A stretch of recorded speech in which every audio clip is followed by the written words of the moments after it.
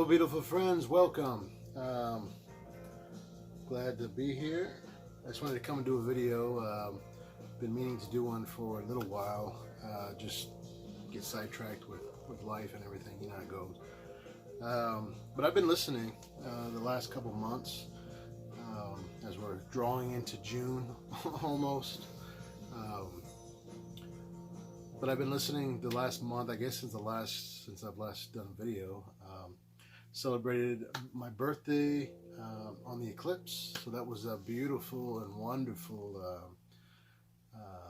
gift from the universe. I mean, it was so surreal and just very just out there, man.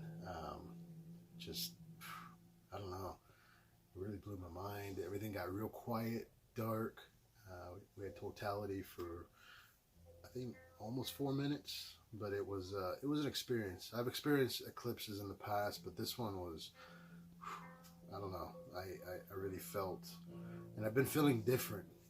I don't know what it is, but there's been this different mood last couple months, last month at least, with things going on in my life. But you know, that's the way it is, man. That's the way it is. So short and sweet, I've been getting just pulling records out of my collection. I have a few that I participated in the record store day in April. I'm still going through those. I didn't pick up a lot. There was a lot that I wanted, several that I wanted, not a lot, I guess, but I got maybe 5 or so, maybe 4 or 5 that I had to pick and choose, because you know, it doesn't help when things are the way they are. You know, economy wise, everything's so freaking expensive, and so I try to contribute a little bit to the record stores. I haven't been out very much. I did some cheap shopping. My nephew came into town and spent a few days here at my house, and he wanted to go out record shopping. He's getting into it. I think he's up to 20 or so, but he's kind of particular what he buys, of his taste, but he has an open palate, so I kind of influence a little bit in there when I can. Yeah. Today, Bill Walton passed away, basketball player. I'm not really into sports that much, but he was a connoisseur and a part of the Grateful Dead family. He was really into their music and, you know, being present at their shows and their lives. And it was funny because I put this shirt on today, realizing he passed away. And I do have a memory with Bill. I did see Dead and Company. I don't know. This shirt's from the fall tour of 2017. But I was fortunate enough to sit next to him at a show, and but rather stand and dance. And the guy it was pretty far out. I mean, he's larger than life. I posted a little bit on social media about him this morning, but I did get to experience to be in his presence, and that's kind of how, you know, we're all interweaved a little bit. You know, I've come across several famous people, heroes, inspirations in my life, and I've got to have meaningful conversations, spent time with some people that I've really admired in my life. I still look back at times, you know, it was always kind of like being at the right place at the right time. It wasn't a formal thing. I met a lot of people just by bumping into them, you know. A lot of great musicians and actors and athletes as well. But it was pretty cool to be in that aura, that presence of Bill, both enjoying collectively Grateful Dead fabric of our lives, you know. And but it's pretty cool. There was a posting in the Dead Company today. He's wearing this shirt, so I was like, hey man, you know. So um, rest, Bill. I hope you're up there with Jerry and Brent, Big Pen, um, and just, you know, free, man. That's the way it should be. So I just wanted to mention that. But I'm gonna go through some albums here that it's eclectic, man. I just been when I feel it, I've been pulling them out, listening to them, and there was a few that were from past record store days that I just now got around to listening to. That's how I am, man. Anticipation, you'll go out and buy this, and then I put them in to listen to, you know, in my little collection, and I still got stuff from, you know, 2016 maybe that I still haven't got around to. It's bad. That just shows an addiction, I guess. But it's one of those things where it's like, man, what are you doing? Come on, man, get it together. But you know, things get strange sometimes, and you have to focus on other things. You know how that is.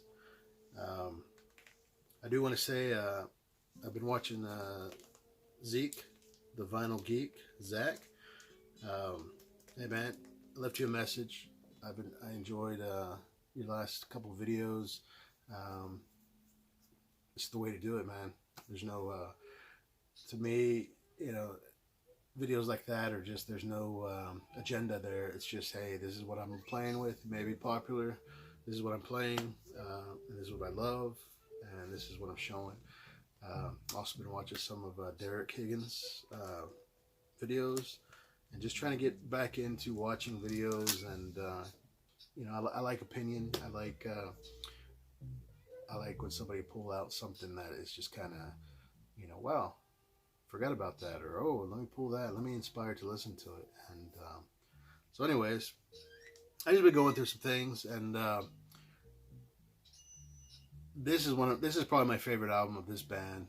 I first met this band. I actually bought this from them in 2007, I believe. And you know, they were kind of like my Grateful Dead in the aspects of traveling, going to shows. They were new. It was exciting.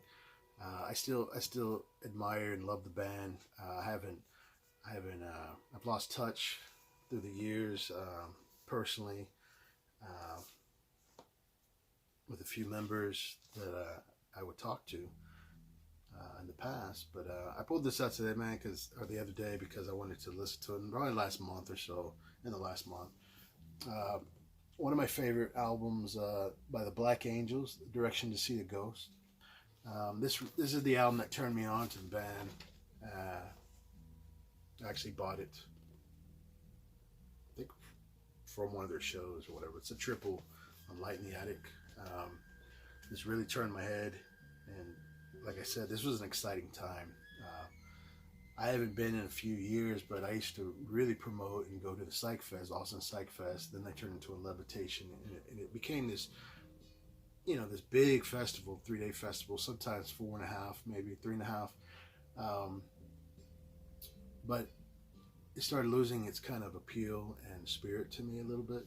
You know, that's how things go when they get big. But I did get to see and experience a lot of great bands, smaller bands, larger bands, headlining bands.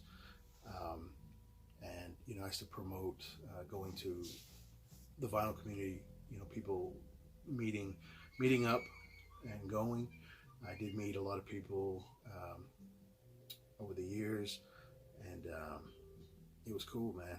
Matt Sands, I believe, you know, what is it, Psychedelic Experience video I watched not too long ago, the last one. Britt, and of course Andreas, you know, Stephanie, all these, you know, Chad, he used to do videos. Raul, Citizen Toxie, he used to do videos. a lot of people aren't around anymore. They're still in my lives, you know. I try my best to reach out to them and just keep that friendship and love alive between us. But I've been thinking about vinyl community of the past with the passing of Jim and just everybody else. And you know, Sequoia Flame came one year. We all had a good time.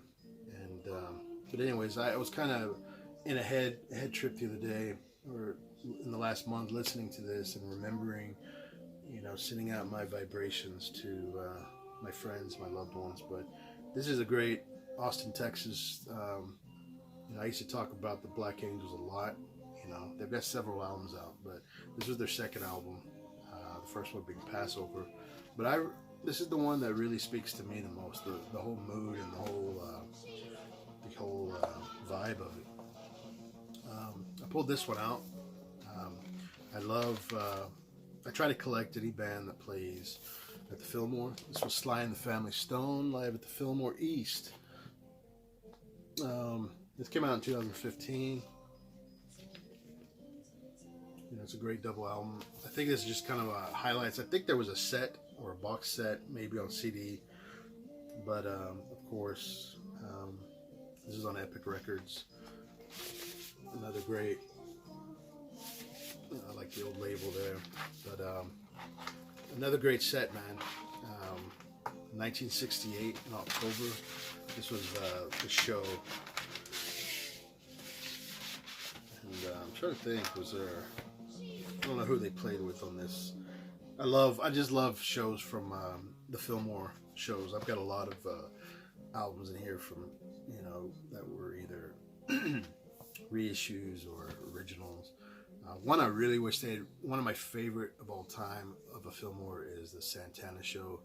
I bought that album back in maybe high school, maybe right after high school, and it was a double CD, and man, I just absolutely love it. The whole vibe of that.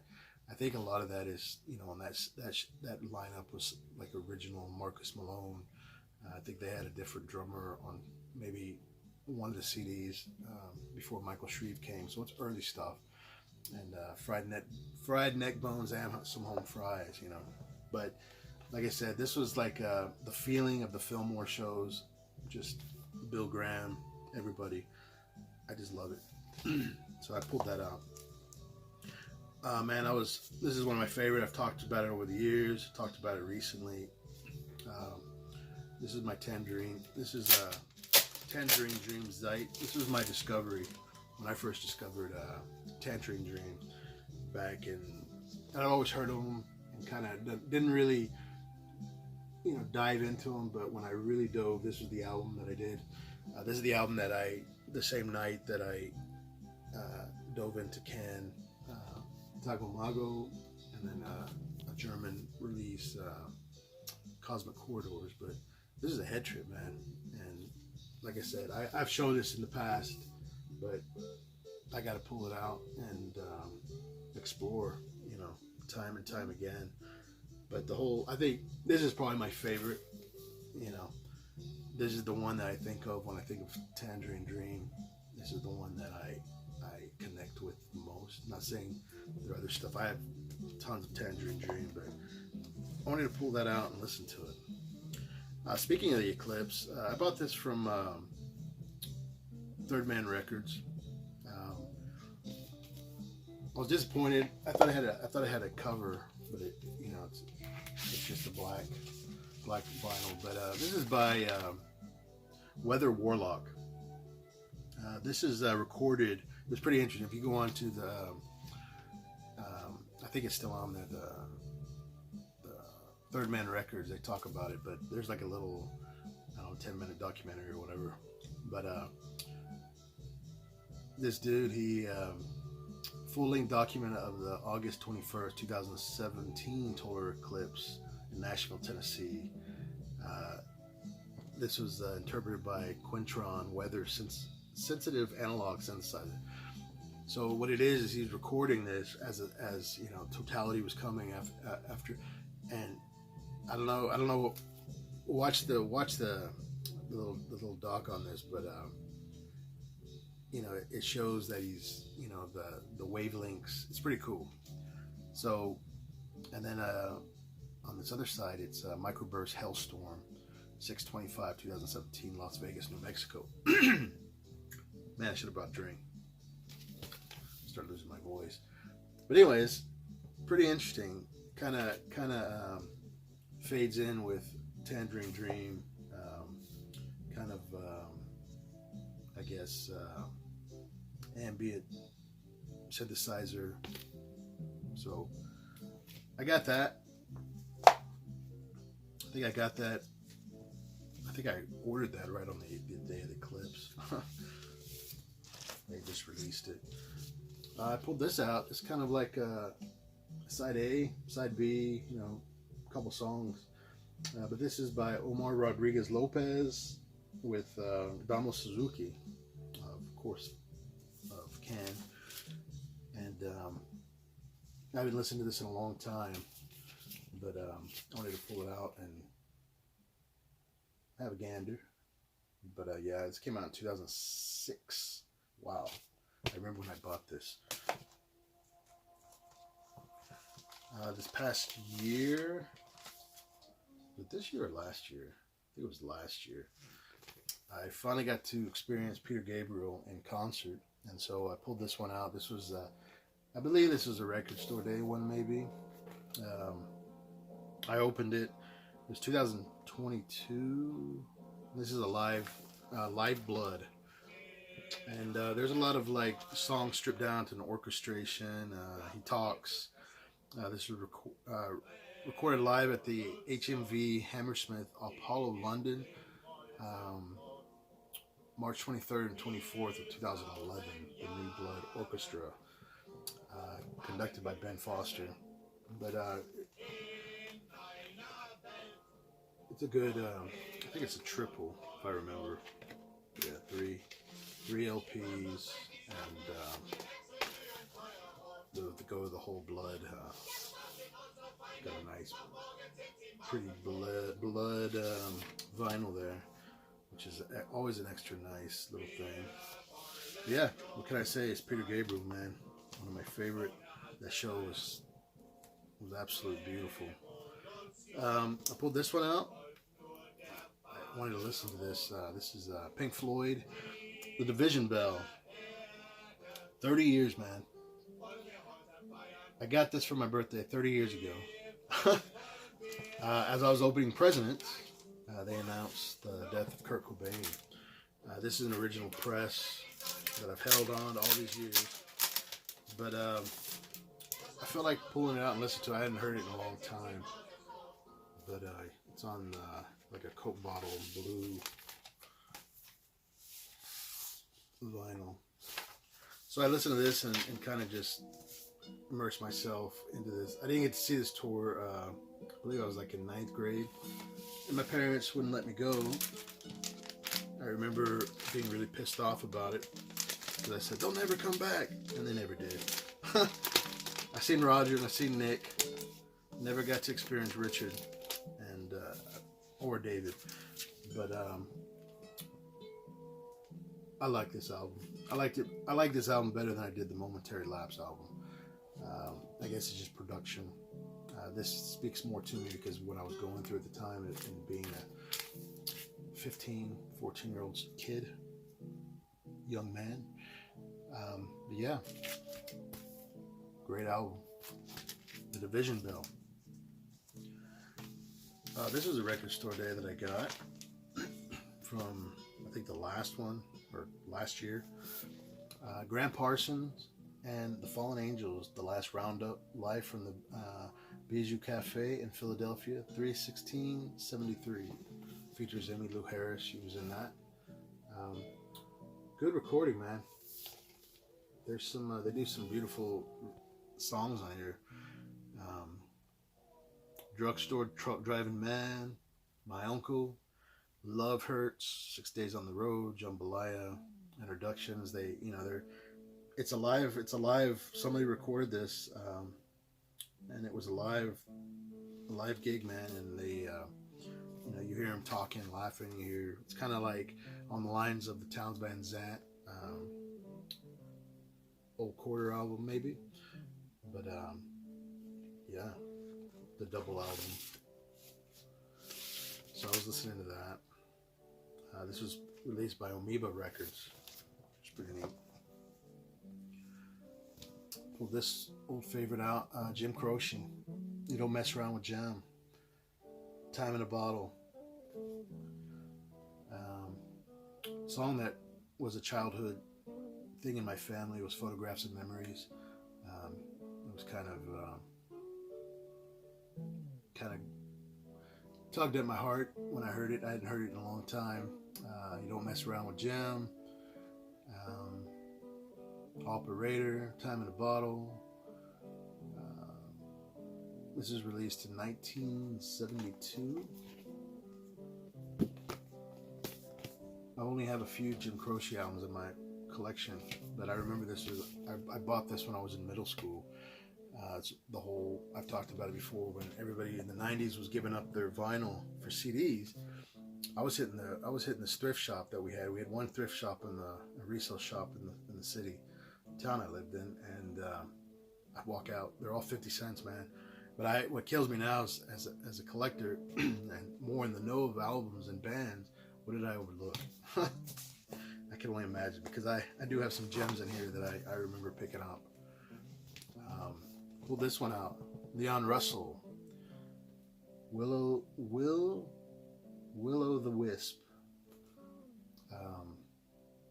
This came out in what was this? 1975 on Shelter.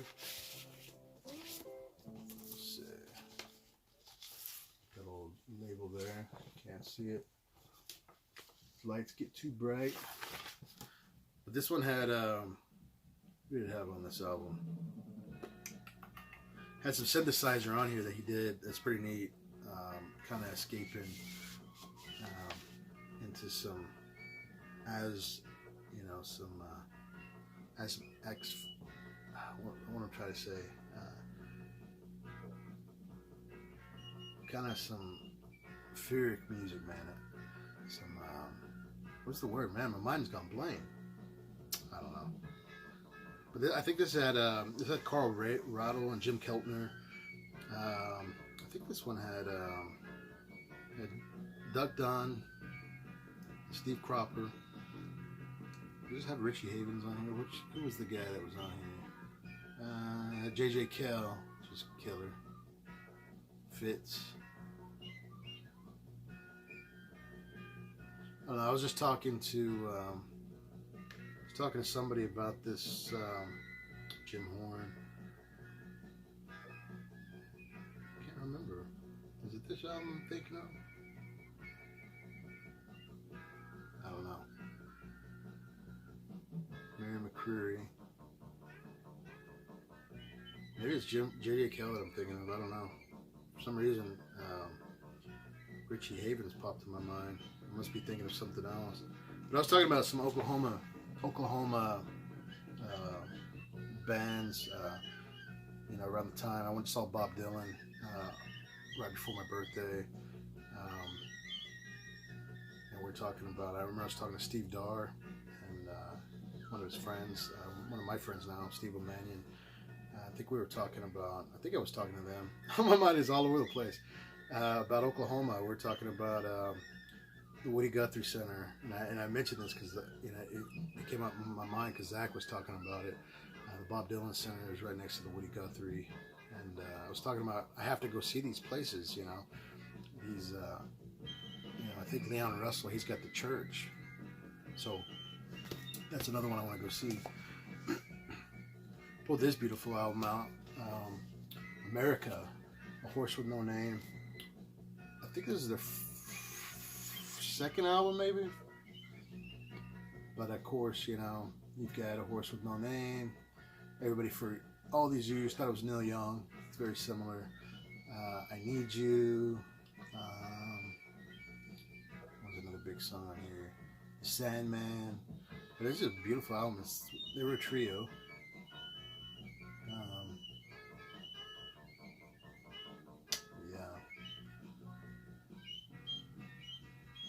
I think this is before George Martin produced them. But yeah, You got to pull these albums out. Here's a quadra disc of the Doobie Brothers. What were once vices are now habits. I get it. Black Water. That was always my favorite. I love Black Water. That was just a staple of classic rock growing up in high school, middle school, especially when I was driving around with older people or my dad. You know, I became, one of my first CDs was the great Doobie Brothers' Greatest Hits. I bought it for Black Water, But yeah, this was another great. I like that album cover too. But these are albums that get overlooked, man. Dollar bins, people, they're just so sick of, the radio, all that stuff. But I love it. Here's a great compilation I got. Texas country. Like I said, I mentioned in the last few videos, I like old country, especially Texas. When I see Texas, and it's a Texas artist, there's just some kind of certain spirit, and it kind of, I don't know, is in my DNA, because I am from Texas. I've lived here all my life. This has got Willie Nelson, Freddie Fender, Sleep at the Wheel, and Bob Wills and the Texas Playboys. The double album on Universal, or not, United Artists. But especially stuff from the 70s, man, 60s, 70s, and up, 50s. I like to pick it up. I like that kind of country. That's the kind of music I like, because it reminds me of my grandparents. It reminds me of old, driving around Lubbock, Texas when I was, that's where I was born. But just the whole vibe, and it's just so, it's like a lifetime away, man. It's like kids, people, forgotten stuff. I know, and here in Dallas, they tear a lot of our history down.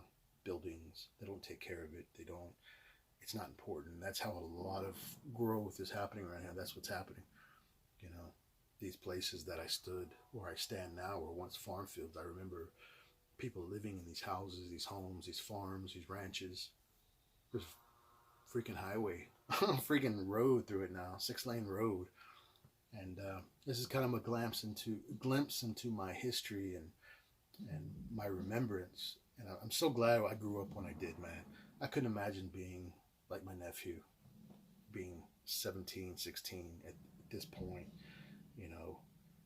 I was watching and reading something about how, kids these days will never know, the struggle of being bored. Being bored to the sense of not having anything to do. You had to make your own adventures when you were in my generation. And it's not that far away, but now everybody's got their phones, they're on their phones, they're, instant, they can contact somebody. Ours was a payphone, or you drove your bike or drove by someone's house and try to find them, But like I said, I'd rather that grow up in that than all this technology and all this, in your face. So anyways, another record store day from a few years ago. Jerry Garcia and John Kahn, Pure Jerry. This was Marin Veterans Memorial Auditorium, San Rafael, California, February 28, 1986. And it's a great set, man. It's a great set. There's so much Jerry and Grateful Dead stuff that comes out on Record Store Day. I love it, but it's just like, when you see other shit, I'm like, damn, what do I got to pick? And this is the first year I didn't pick the Grateful Dead box set up. I picked the Jerry one up. I remember last time when it came out, it was hard to get. I have it, but it was hard to get. But I think this is the first time, and so I will get that Grateful Dead. 80s Grateful Dead is not my favorite. Like late into the 90s is not my favorite Grateful Dead. I like 60s. I love the 70s, early 80s. But I have my reasons. But this is, I think this is the first time this was on Round Records, Jerry Garcia Family. I think this is the first time it was on vinyl. This was on a gold, I remember. It's a limited edition of like 7,500 on a gold. I love the label, you know, the fonts and the art. Got very folk. This has a lot of acoustic jams on here. I believe it's like yeah, this is a Black Friday thing. I'm one of those guys that keeps all the hype stickers and wrapping and all that.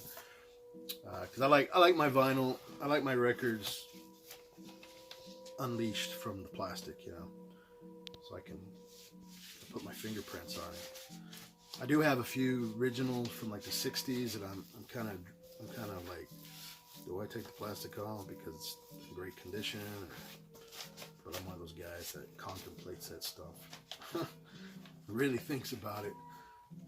But Deep Ellum Blues, Little Sadie, Friend of the Devil, Jack Rowe, Oh Baby, It Ain't No Lie, Birdsong, When I Paint My Masterpiece, Bike Driver Blues, Run for the Roses, Dire Wolf, Ripple, and Goodnight Irene. An album I wish I could share with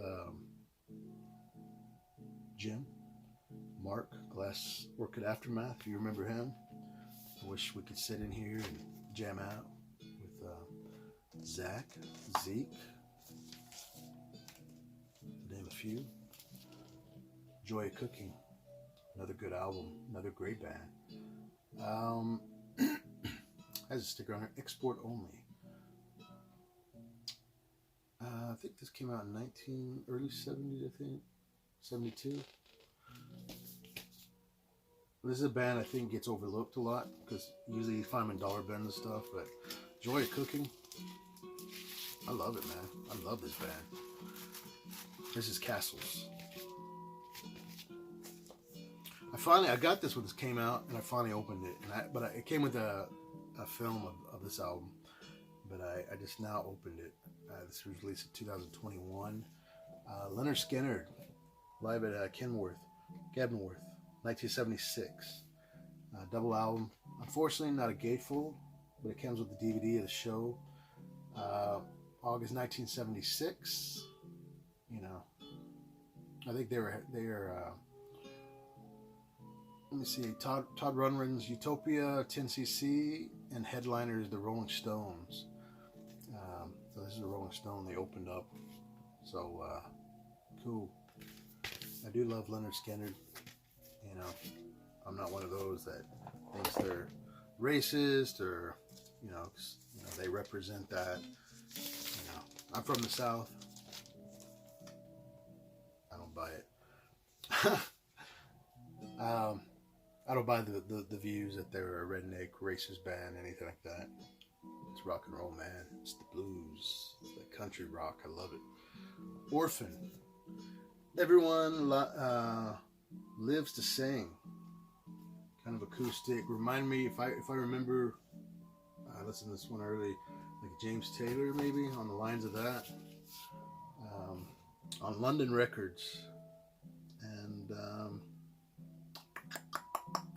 I think they had maybe a couple more albums. I think I have another one of their albums in my collection. This is one I didn't have. And but anyways, I want you to pull that and listen to it. When I pulled that one out, I pulled this one out. The Incredible String Band on Electric Records. This is I think the first album.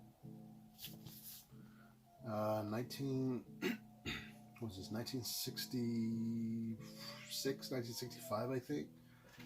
You know, on the Electra, I think this is the gold, maybe.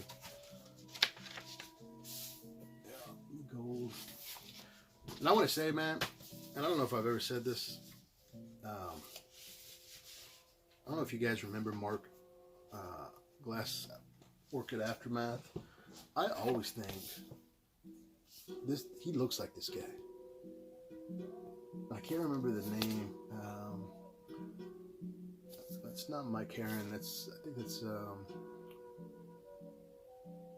it Clive? I think it's Clive, because Robin doesn't. I've always thought he looks like him, man. Like with blonde hair, especially there. Like when I first came into the know of Mark. I used to love watching his videos and talking with him. Another fellow deadhead. I pulled out this Kaleidoscope Side Trips. This is unfortunately not an original. It's 1967, but this is 2010 release, I think, on Sundays. I remember buying this when it first came out. But I have a lot of side trips with this in my life, and experiences and friends and stuff like this. I just had a good friend pass away that I just found out. Another one. And keep your mind open, man. That reminds me. He had a shop called Voyager's Dream, where I spent a lot of my teens into my early 20s.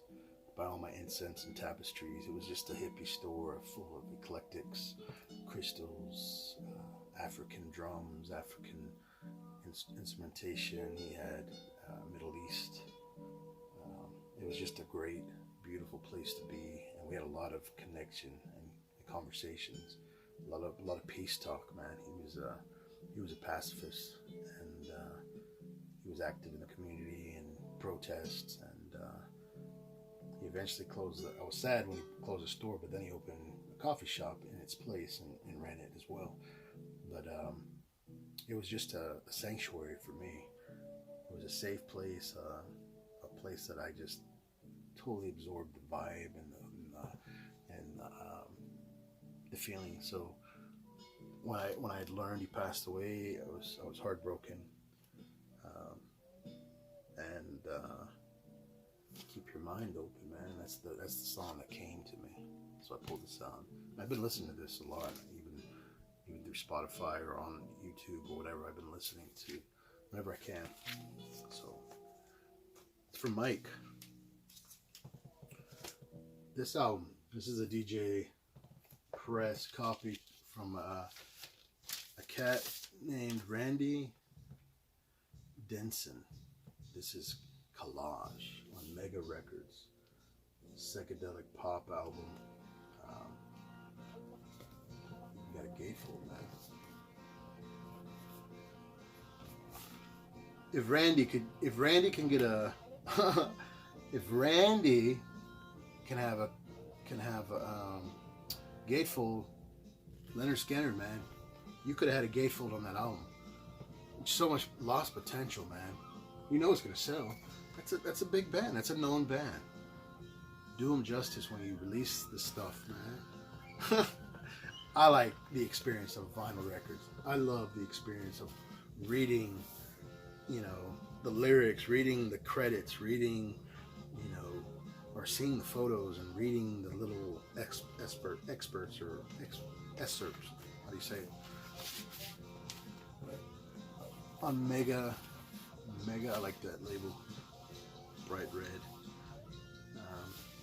But this is a promotional 1960, but I don't know. But this is Randy Denson. He was born in La Mesa, Texas. Hey man, I just now figured that out. Just read that. I remembered that. Definitely early 70s or late 60s, I'd say late 60s, 68 to maybe 70. Nashville, USA. I guess that's where it was maybe recorded. Cool. How long is this right now? Let's make it a little longer. Pull this out. Ravi Shankar at the Monterey Pop Festival. I think I pulled this out on the anniversary, or maybe on his birthday. So April 1st, I think is his birthday. This has got Alaraka and Tambala, Kamala and Tapura. And of course, many people are familiar with that. Listen to that crack. Wow, beautiful condition. Now, this is on one of my favorite World Pacific. Very clean, very beautiful copy of that. I've been neglecting my Indian records. I need to pull some out, start listening to some. I believe this came out in 68, 60. I mean, Monterey was 67, so this probably came out about 68. But beautiful performance. Watch the film. Check it out. This is another promotional copy. I'm gonna go this way. The American Dream. This is a promo on Bearsville, and I think this was the first album produced by Todd Rundgren. He's not in the band, but he produced it. It's good. Blue psychedelia pop album here. I like it. I know some of the guys in this band. A few of them, I think, at least one of them went on to, what was the band? A known band. I'm not prepared. I'm never prepared for my videos with the history of these albums, but the American Dream, glad to have it. I have this already, but I did find this. This was, I think, a UK or German. I think it's a UK. But it's a little different from the American one that I have, and very clean. David Crosby and Graham Nash. This was just self-titled, but this was them performing together, you know, some acoustic, and I think this is this is a UK press. But I saw that and I was like, man, I can't leave that behind. It was cheap. It was cheap, and I love the album. I love the songs on this album. I love their harmonizing and their focus on each other, man. And that's what was so sad when Crosby passed away. They were all at odds, and now they're, I think there's a little bit of little remorse, I guess, trying to repair that those feelings and that legacy from, especially Graham Nash. I think he's been the most outspoken about his love for Crosby, regardless of their falling out. But this features Billy Kreutzmann, drummer for the Dead, Greg Reeves, Phil Lesh, David Mason, and Jerry Garcia on this album. So, another great addition in my collection. Enjoyed listening to. This is like a folk psychedelic album. 24 Hours. This is by the Ant Trip Ceremony. I first got this on CD, maybe. This is recorded by David Crosby. He recorded this album in 1968, and I have this album here. Kind of more of acoustic sounding. If I remember, harmonica, flute. I love the flute, man. Yeah, check that out. I wanted to hear that. Oh. Roger McGuinn, Peace on You, man. This is Columbia Records, and an album that in 1974 that came out that I've kind of always overlooked. I've seen it all my life, digging. But I was like, man, these are the ones I got to fill in these spaces. I've got to hear these albums, man. But recorded by Al Cooper, arranged and conducted. But it's produced by Bill and Suzanne Halverson, arranged and conducted. Very Bursy, very jangly, country, folk, rock. I love it. I love Roger McGuinn. I love his playing. I pulled this one out. This was released on Sundays. Moby Grape Live, historic Moby Grape performances, 66 through 1969. Another one of my favorite short-lived bands. These have recordings from the Avalon Ballroom, the Monterey Pop Festival, ARI in Amsterdam, and then the Avalon Ballroom again. And that's another, if I find recordings from these venues, these legendary venues that I've always read about, I'll pick it up. But definitely one I have in my collection that I wanted to hear. Those hankering some Moby Grape. Here's a cool album. I believe this is a UK press by one that I've seen, and I wanted to pull it out. Soft Machine, Alive and Well, recorded in Paris. A good time in the Soft Machine, I think. They had a good, mature, mellow sound, from the '60s freakouts on some of their early 2 albums. 1978. I think this is a UK. I can't remember. Maybe a German. It might be a German press. But anyways, I enjoyed listening to this. I love the Soft Machine. Dallas, I got a Soft Machine. Houston, too close to New Orleans. New York's got the ways and means. Trucking. Oh, this might be the last one. I've got a big. I'll come back and I'll do another, maybe a part 2. This is gonna get long. I know people start fading out. I know attention spans aren't. They aren't as they used to be in this day and age. An Italian psychedelia album, Prague. I'm going to butcher that name. Semiramis Daricato Fras. Right? Did I even come close? I don't know.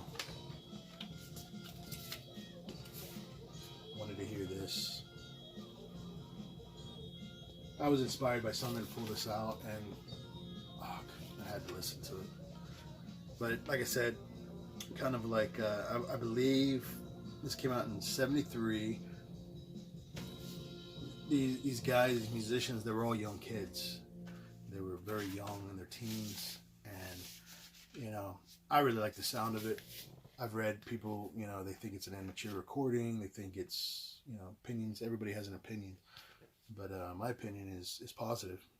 All these albums, there may be a song that I like on another album better than another, but I try to keep it pretty positive. I try to keep my opinions positive and uplifting, because these albums all inspire me.